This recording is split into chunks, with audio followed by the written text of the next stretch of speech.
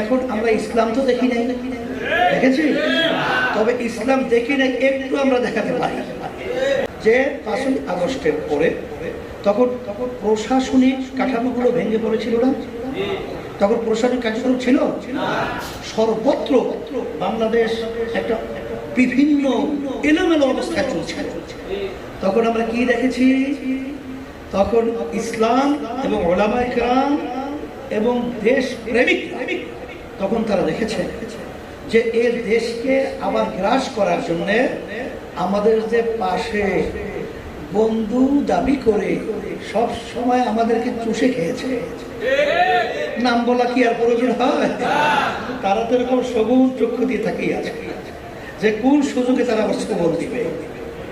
তারা সবচেয়ে বড় ইস্যু তৈরি করবে, এই বাংলাদেশের সংখ্যালঘু হিন্দুদেরকে একটা বিভিন্ন কায়দায় আন্তর্জাতিকভাবে ঘরবাড়ি ভাঙছে, ওদেরকে লুটপাট তরাস করা হয়েছে, ওদের জানমালের ইজ্জত নষ্ট করা হচ্ছে, ওদের ঘরবাড়ি জ্বালায় দেওয়া হচ্ছে, এই ধরনের একটা সাতাবে সুন্দর নাটক।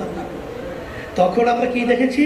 ইসলামী আন্দোলন বাংলাদেশ এবং এই বাংলাদেশের উলামায়ে কেরাম এবং দেশ প্রেমিকরা তখন কিন্তু নিঃস্বার্থভাবে তাদের জান মাল ইজ্জত এবং ওদের ধর্মীয় উপাসনালয়গুলো যেন কোনো ক্ষতিগ্রস্ত কেউ না করতে পারে এবং কোনো ধরনের সকল চক্ষুরা ইস্যু তৈরি করতে না পারে, এর জন্য আমরা পাহারা সারা দেশে বসিয়ে ওদেরকে বিভিন্ন পর্যায়ে সুন্দর রাখার চেষ্টা করেছি। আপনারা দেখেছেন ইসলামী আদর্শের মাধ্যমে মানুষ কি পায়?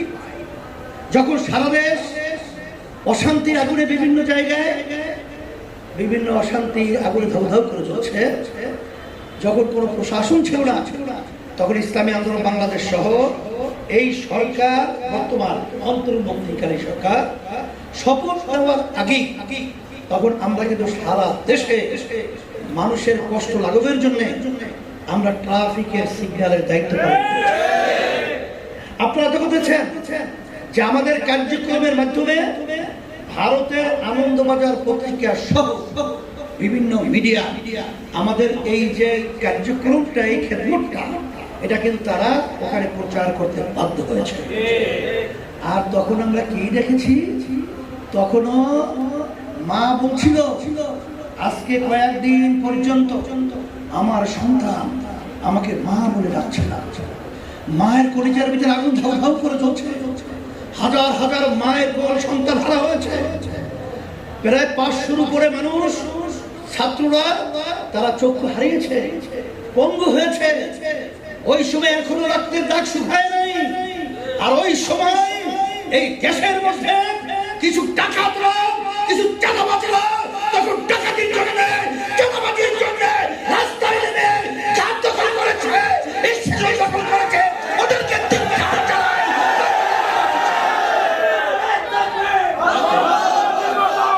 এই হলো ইসলাম, এই হলো ইসলাম।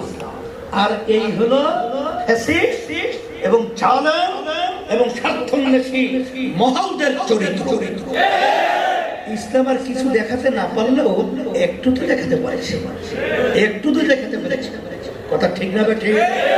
এরপরে এখন আবার দেখেন যে 5ই আগস্ট পরবর্তীতে এই সরকার তো নড়বড়ে, কারণ 15.5 বছর ফ্যাসিস্ট এমন কোন জায়গা আছে যেই জায়গায় ওদের দলীয়করণ করে নাই, ওদের গুন্ডাদেরকে বসায় নাই, এরকম কোনো জায়গা আছে? সেই জায়গাগুলো পরিষ্কার একটা পরিবেশ তৈরি না হওয়া পর্যন্ত আবার যদি নির্বাচন হয়, সেখানে নির্বাচন কি প্রশ্নবিদ্ধ না পরিষ্কার?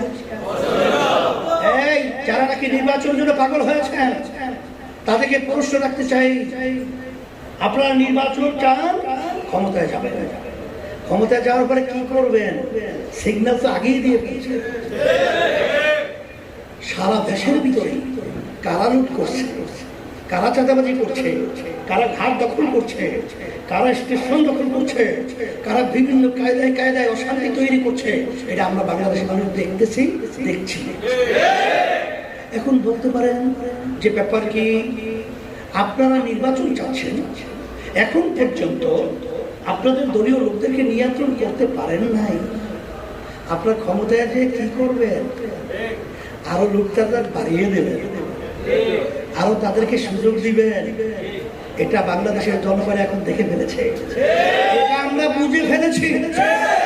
আর নয়, আমাদেরকে বারবার ওরা সিঁড়ি হিসেবে ব্যবহার করবে, আর ক্ষমতায় যে আমাদের দেশের টাকা লুট করবে, আর আমাদের মায়ের কোল সন্তান হারা করবে, আর বিভিন্ন মিথ্যা কেসের মাধ্যমে হাজার হাজার লক্ষ লক্ষ পরিবার ধ্বংস হবে। আর নয়, এই পরিবর্তন আমাদেরকেই করতে হবে। ইসলামী আন্দোলন বাংলাদেশ আমরা পরিষ্কার বলেছি, আগে যৌক্তিক সংস্কার হবে, তারপর যৌক্তিক সময়ের ভিতরে জাতীয় নির্বাচন হবে।